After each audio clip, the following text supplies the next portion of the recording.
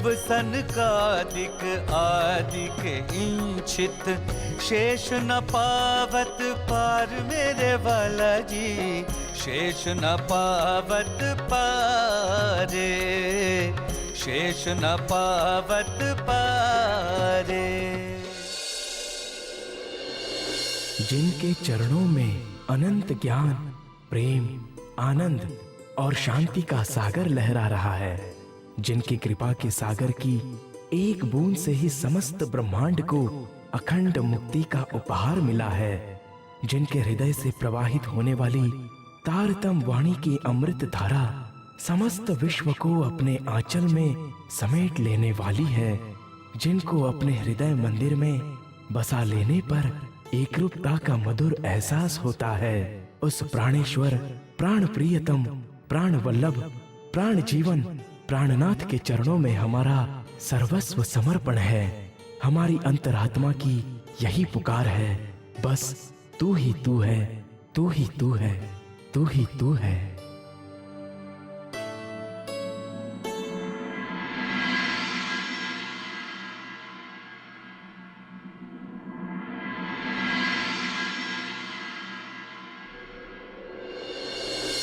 प्यारे सुंदर साथ जी, आप सब धन्य हैं जो प्रियतम पर ब्रह्म के प्रेम में घर बार व सांसारिक सुखों की चाहना छोड़कर मेरे साथ निकल पड़े हैं। लेकिन एक बात सदैव ध्यान में रखनी चाहिए कि आपकी सेवा, समर्पण, प्रेम, श्रद्धा का भाव कहीं छूट न जाए। अध्यात्म के चरम शिखर तक पहुंचने के लिए आवश्यक है कि वर्ग भेद की दीवारों को तोड़ दिया जाए तथा खान पान एवं रहन सहन में समरूपता लाई जाए। इसीलिए मैं चाहता हूँ कि आज संध्या के समय तालाब के किनारे आप सब एकत्रित हों।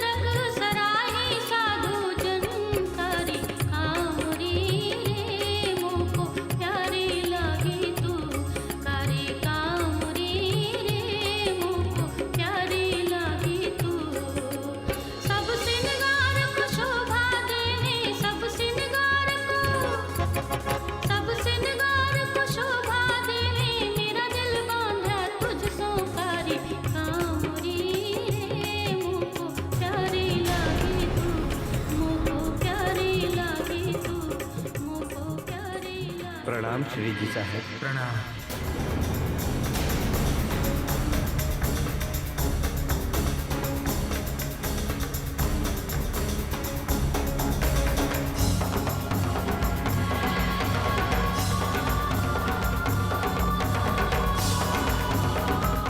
नूर मोहम्मद ने आखिर उनके सामने सिर क्यों झुकाया? आखिर ये बुजुर्ग फकीर कौन है? चेहरे से तो कोई नूरानी फकीर दिखाई देते हैं। आज नूर मोहम्मद के घर जाकर उनसे ही मालूम करना होगा।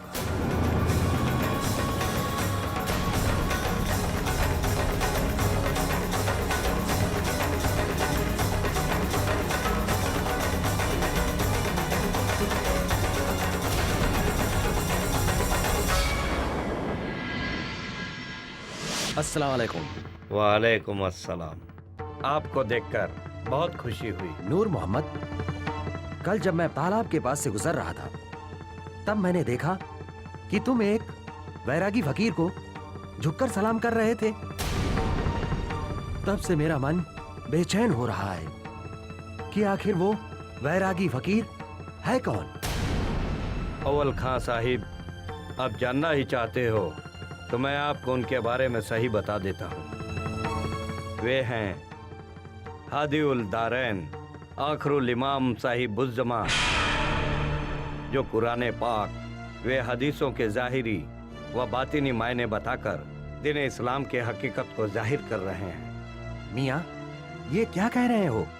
एक हिंदू वैरागी और कुरान पाक के मायने? मेरे मौला, ये कैसा मौजिज़ा है? मियाँ, ये बिल्कुल सही है। आप खुद चलकर उनका दीदार कर सकते हैं और इल्म लदुनी से सारी हकीकत जान सकते हैं। फिर आपको खुद व खुद यकीन हो जाएगा। इंशाअल्लाह मैं जरूर उनका दीदार करूंगा। आप जल्द से जल्द मुझे उनके पास ले चलिए। इस समय दिल्ली के सुंदर साथ चंचल, दयाराम, गंगाराम व बनारसी जी भी श्री जी के चरणों में पहुंच जाते हैं। विराजिए आप सब।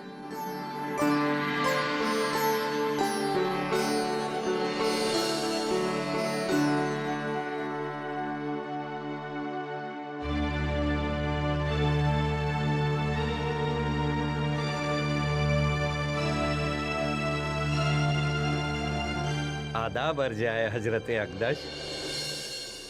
ये मेरा अजीज अव्वल खान है। इसको आपके दीदार की बहुत ख्वाहिश थी, इसलिए मैं इन्हें अपने साथ लेकर आया हूँ। आइए हजरात, विराजिए।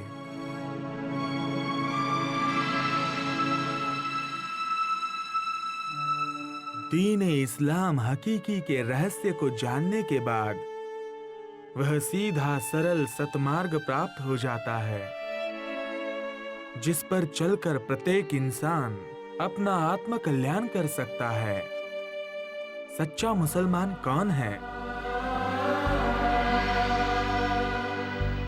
जिसका दिल पाक हो, जो किसी को दुख ना दे और किसी को भी कष्ट ना पहुंचाए, जो अपने हक महबूब के सच्चे आशिक हैं। वे अपने मूल वतन और उस परवरदिगार की खोज में लगे रहते हैं। वे पल पल हक माशूक के चिंतन व ध्यान में खोए रहते हैं। उसके सिवा दुनिया की कोई भी वस्तु उन्हें अच्छी नहीं लगती। हक माशूक का दीदार ही उनकी रूहानी बंदगी है।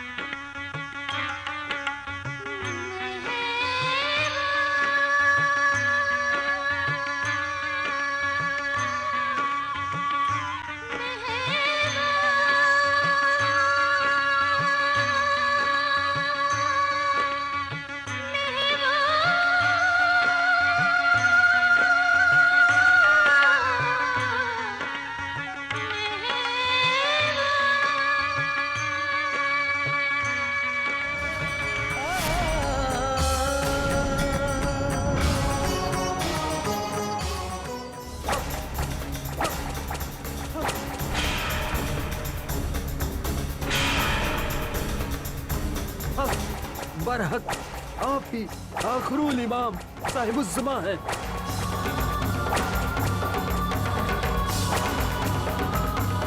ठहरिए अव्वल खां, इस तरह अपने आप को कष्ट मत दीजिए। या हादी अल मुंतज़र, मुझे मत रोकिए।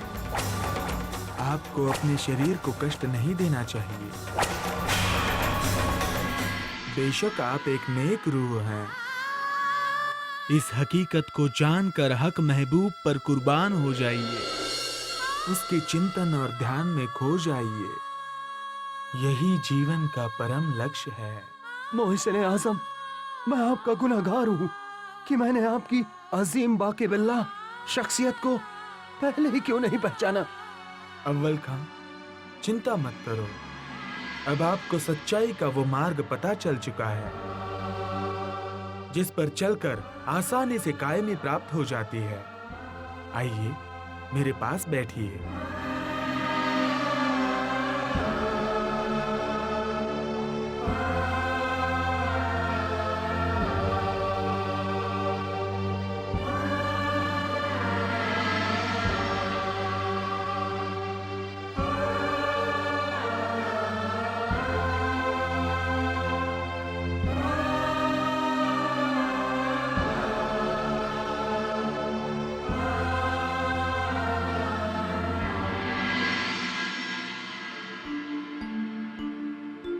नाम सारे जुदे धरे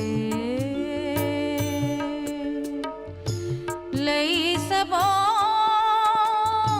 जुदी रसम सब में उम्मत और दुनिया सोई खुदा सोई ब्रह्म। कुछ समय पश्चात श्री जी ताल की हवेली से सभी पुरुष सुंदर साथ सहित वापस उदयपुर आ गए।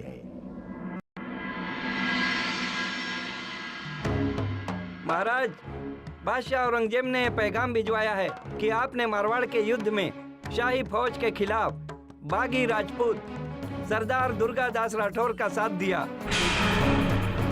और स्वर्गीय राजा यशवंत सिंह के नाबालिग पुत्र अर्जुन सिंह का पक्ष लिया। इसलिए इसका परिणाम भुगतने के लिए तैयार हो जाइए। यदि बचना हो तो आप इस्लाम धर्म को स्वीकार कर लें। ऐसा करने पर हम आपको भेंट में 5000 मनसबदारी अता करेंगे।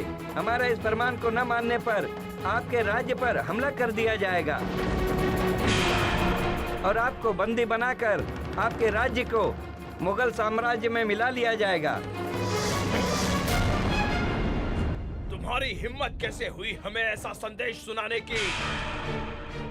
धिक्कार है तुम्हें।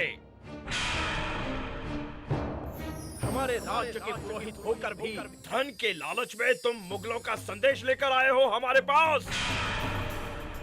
यदि तुम ब्राह्मण न होते तो हम अभी तुम्हारा सिर धड़ से अलग कर देते। सैनिकों, धक्के मारकर बाहर निकाल दो इस पुरोहित को।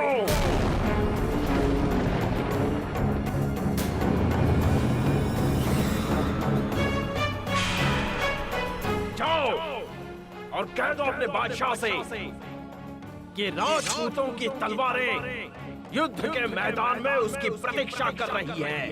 जाओ।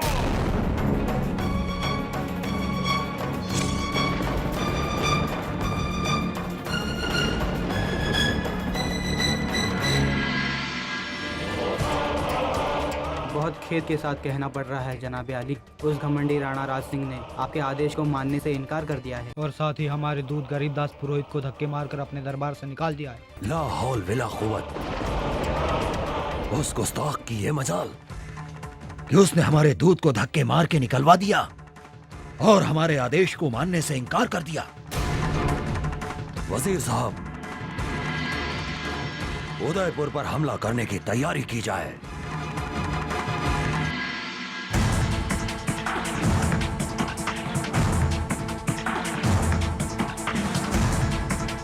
उदयपुर पर खतरे के बादल मंडरा रहे हैं महाराज, क्योंकि अब सुल्तान औरंगजेब चुप नहीं बैठेगा।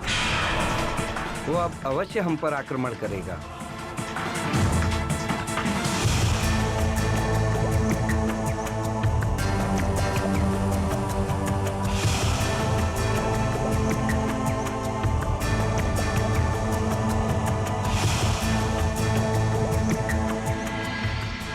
प्रणाम राजन।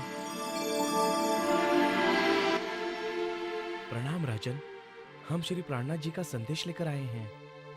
सुनाइए, प्राणनाथ जी ने क्या संदेश भेजा है? उन्होंने कहा है कि आप औरंगजेब के आक्रमण से न घबराएं। जब बादशाह यहाँ आएगा तो उससे श्री प्राणनाथ जी स्वयं बात करेंगे कि असल इस्लाम क्या है। कुरान पाक में तो लिखा है कि धर्म के विषय में कोई जबरदस्ती नहीं करनी चाहिए। बादशाह पहले स्वयं सच्चा मुसलमान बने, फिर दूसरों की बात सोचे। महात्मन, आप जो कह रहे हैं वो सच हो सकता है, लेकिन हमें ये बात भी ध्यान में रखनी होगी कि धर्म संबंधित किसी भी ज्ञान चर्चा में काफी समय लगता है और हमारी आर्थिक स्थिति ऐसी नहीं है कि हम लंबे समय तक मुगल सेना का खर्च उठा सकें। इसलिए आप प्राणनाथ जी से कहें कि वे हमें क्षमा करें। अच्छा महाराज, जैसी आपकी आज्ञा। प्रणाम जी।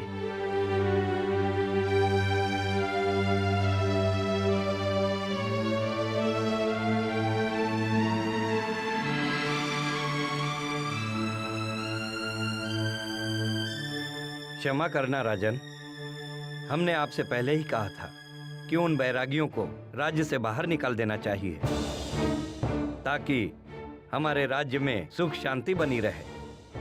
राजन, वे साधु नहीं बहरूपिया हैं, और आज हमारे राज्य पर जो संकट आया है वो उन्हीं के कारण आया है। राजन, अब तक जो होना था वो हो चुका, लेकिन अब उनका यहाँ रहना हमारे राज्य की सुरक्षा के लिए ठीक नहीं है। इसलिए जितनी जल्दी हो सके उनको इस राज्य से निकाल देना चाहिए। महाराज, मैं तो कहता हूँ कि उनका सारा धन भी छीन लेना चाहिए, क्योंकि उन्होंने हमारी भोली भाली प्रजा को बहकाकर बहुत धन जमा कर लिया है।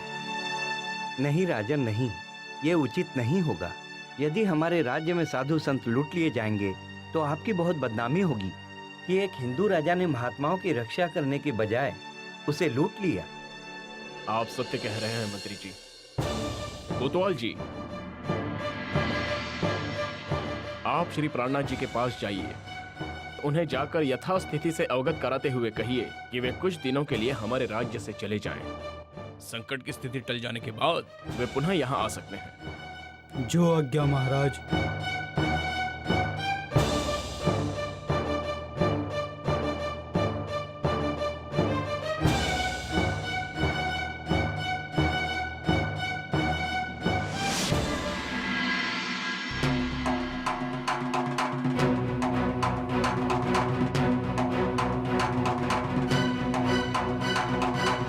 प्रणाम महात्मन। प्रणाम जी। मैं आपके लिए राणा जी का संदेश लाया हूँ। कहिए, क्या संदेशा भेजा है राणा जी ने? जैसा कि आप जानते हैं, मुगलों की सेना ने हमारे राज्य को चारों ओर से घेर लिया है और हम पर किसी भी समय आक्रमण हो सकता है। इसीलिए राणा जी ने आदेश दिया है कि आप सब यहाँ से किसी सुरक्षित स्थान पर चले जाएं।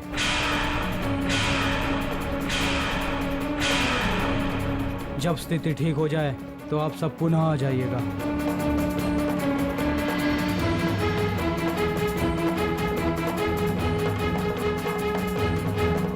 सुंदर साथ जी, अब हमें यहाँ से शीघ्र प्रस्थान करना होगा। यही राज जी का हुक्म प्रतीत होता है। लालदास जी,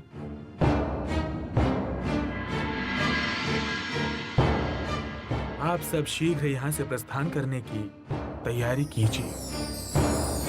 केवल अति आवश्यक सामान ही साथ लेकर चलना, बाकी का सामान यहाँ के स्थानीय सुंदर साथ और जरूरतमंद व्यक्तियों में बांट दीजिए। हम सब निर्गुण वेशभूषा में यहाँ से प्रस्थान करेंगे। कैसी आपकी आज्ञा धामधनी जी।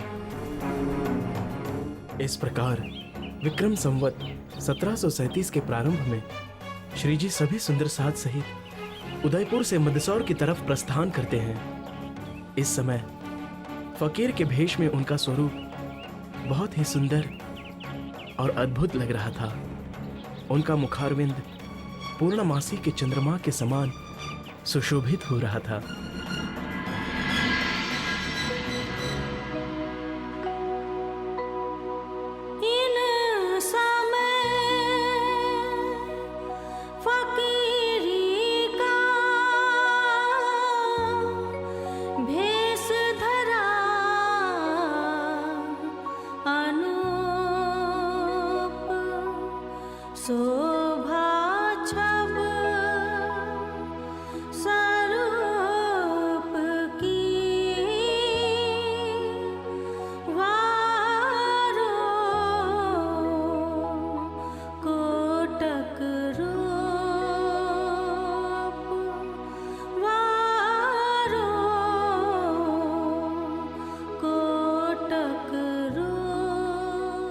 सुंदर साथ जी, आज हम यहीं विश्राम करेंगे।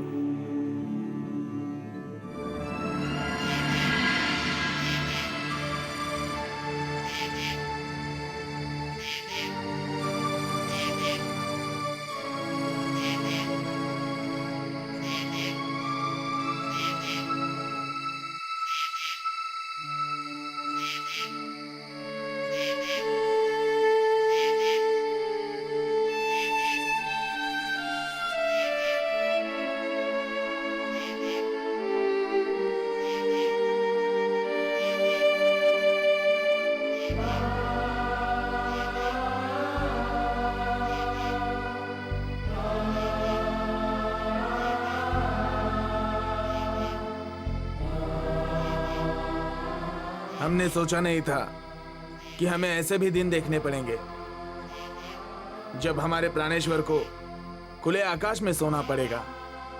ये सब कुछ हमारे आत्म जागृति के लिए ही तो हो रहा है।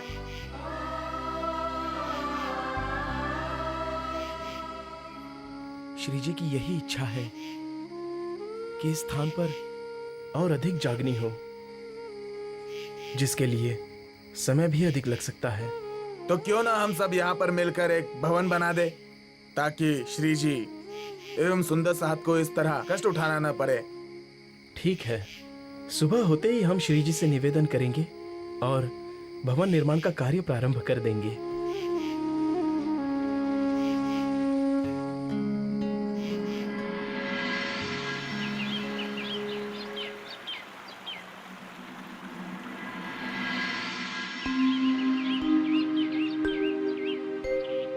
अब जो घड़ी रहो साथ चरने, सो रही हो तुम रेणु समान। इत जागे का फल यही है, कोई चेत लीजो चतुर सुजान।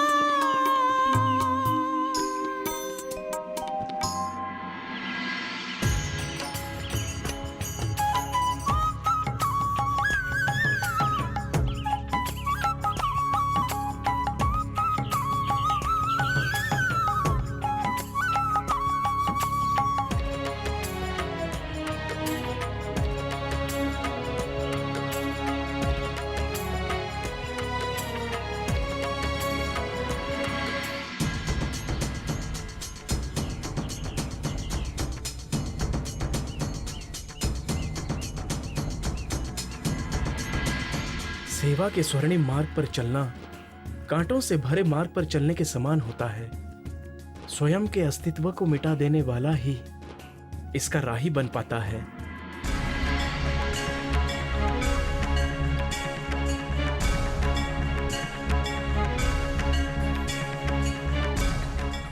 सुंदर साथ जी, ये मात्र मिट्टी और पत्थर का भवन नहीं है, बल्कि ये तो आस्था का महल है, जिसमें आप सबके प्रेम और सेवा के रत्न जड़े हुए हैं।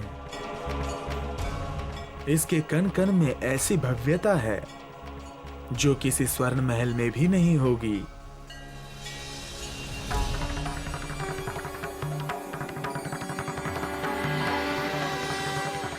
चलिए भवन के अंदर चलते हैं।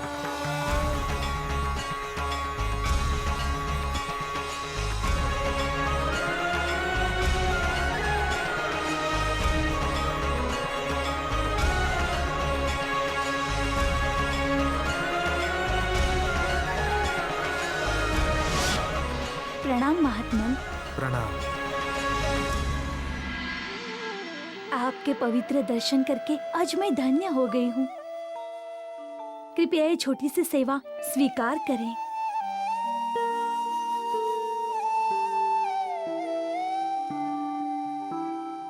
श्री राज्य आपका कल्याण करे। क्या मैं आपका परिचय जान सकता हूँ? मैं इस गांव के मुखिया पूरनमल की माँ हूँ। मेरी हमेशा से ही आप जैसे साधु संतों की सेवा करने की प्रबल इच्छा रही है। कृपया आप मुझे सेवा का अवसर प्रदान करें ताकि मैं भी कुछ पुण्य लाभ प्राप्त कर सकूं।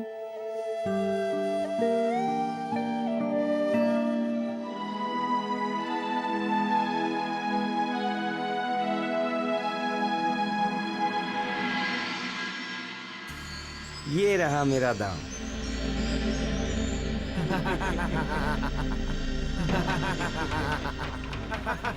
और ये भी दांव में जीत गया।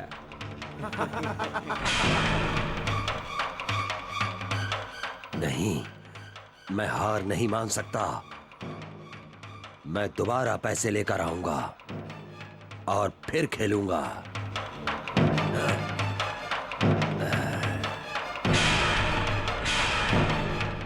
कहाँ से लाओगे पैसे?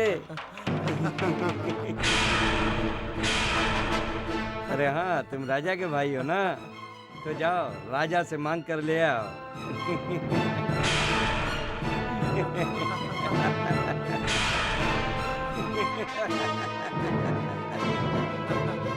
बैरिशाल भाई, आप चिंता ना कीजिए, सब ठीक हो जाएगा। आप मेरे साथ बाहर चलिए। कुछ भी हो, मुझे अपने हारे हुए पैसे वापस निकालने हैं। आप चिंता ना करें बैरिशाल भाई, मेरे पास एक उपाय है। तुम्हारे दिमाग में जो भी है जल्दी कहो। उदयपुर राज्य से जिन वैरागियों को निकाला गया है, सुना है कि वे अभी पास ही पूरनमल चारण के दुधलाई गांव में ठहरे हुए हैं। सुना है कि उनके पास बहुत धन है। चलो चलकर उन्हें लूट लेते हैं। वाह, ये हुई ना बात। हम अभी उन बैरागियों को लूटने जाएंगे और फिर वैसे भी बैरागियों के पास धन अच्छा नहीं लगता।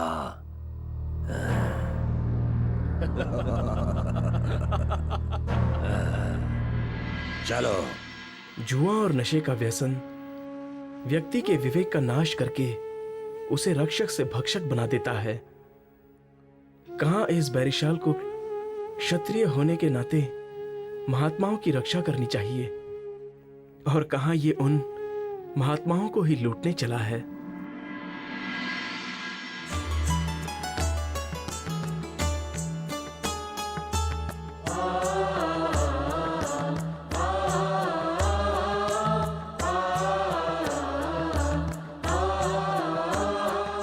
मनुष्य के बंधन का कारण भी मन ही है और मोक्ष का कारण भी यही है। तृष्णाओं के बोझ से दबा हुआ मन मनुष्य को पाप की राह पर चलने के लिए विवश कर देता है, जबकि शुद्ध मन मोक्ष का द्वार खोल देता है। मन के हारे हार है, मन के जीते जीत। मन ही देवे सत साहेबी, मन ही करे फजीत।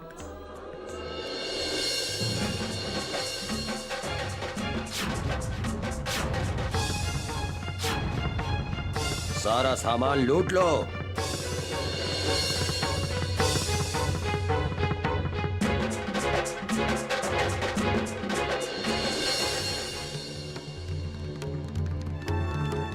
खबरदार, मेरे रहते किसी ने इन वैरागियों को हाथ भी लगाया तो मुझसे बुरा कोई नहीं होगा।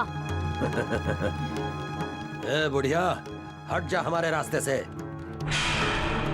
ये वैरागी हमारे शिकार हैं। हम इन्हें लूटे बिना यहाँ से नहीं जाएंगे। मुझे बुढ़िया मत समझ वैदिशाल, या तो मैं तुम्हें मार दूंगी या अपनी हत्या का पाप तेरे सिर पर देकर मर जाऊंगी। बदमाश कहीं के, तुम्हें जरा भी शर्म नहीं आई? राजा का भाई होकर भी महात्माओं को लूटने चला आया। चल भाग यहाँ से। साथियों, चलो इन बैरागियों को फिर देख लेंगे।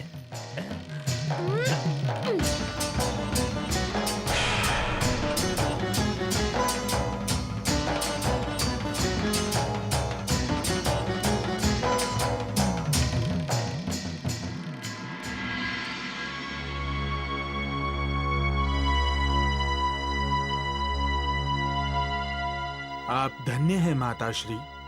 आज आपने साबित कर दिया कि मातृ शक्ति भी किसी से कम नहीं होती है। हम आपकी सेवा, श्रद्धा और बहादुरी से अति प्रसन्न हुए हैं। श्री राज जी की कृपा आप पर सदैव बनी रहेगी।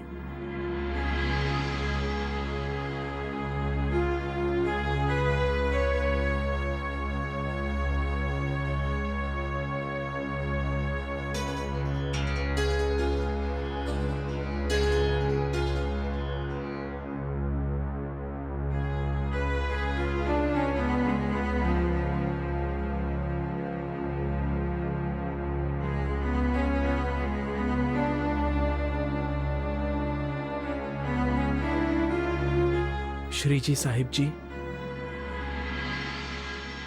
कितने दुखद आश्चर्य की बात है कि एक क्षत्रिय राजा का भाई होकर भी उसने हमें लूटना चाहा।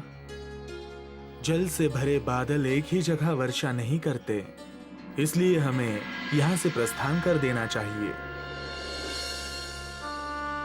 तो फिर अब हम कहाँ के लिए प्रस्थान करेंगे धामथनी? मुकुंददास जी, खिमाए भाई, आप दोनों औरंगाबाद के राजा भाव सिंह के पास जाइए और उन्हें ब्रह्म ज्ञान से प्रबोधित कीजिए। वो बहुत ही धार्मिक हैं। यदि वो इस ज्ञान को समझ जाता है और सत्य धर्म के मार्ग में प्रवृत्त हो जाता है तो हम सब वही आ जाएंगे। तब तक हम मंदसौर में जाकर रुकेंगे।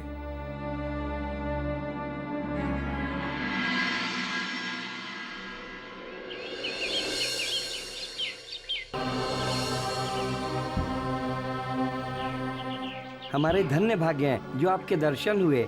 पधारिए। श्री राज जी आपका कल्याण करें। सब आनंद मंगल तो है ना हरि प्रसाद जी? जहाँ आपके चरण कमल पड़े वहाँ आनंद मंगल क्यों नहीं होगा। आपसे प्रार्थना है कि आप कृपा करके सभी सुंदर साथ सहित मेरे घर चलें और मुझे सेवा का अवसर प्रदान करें। ठीक है, हम आपकी सेवा भावना को देखते हुए आपके आग्रह को स्वीकार करते हैं। चलिए।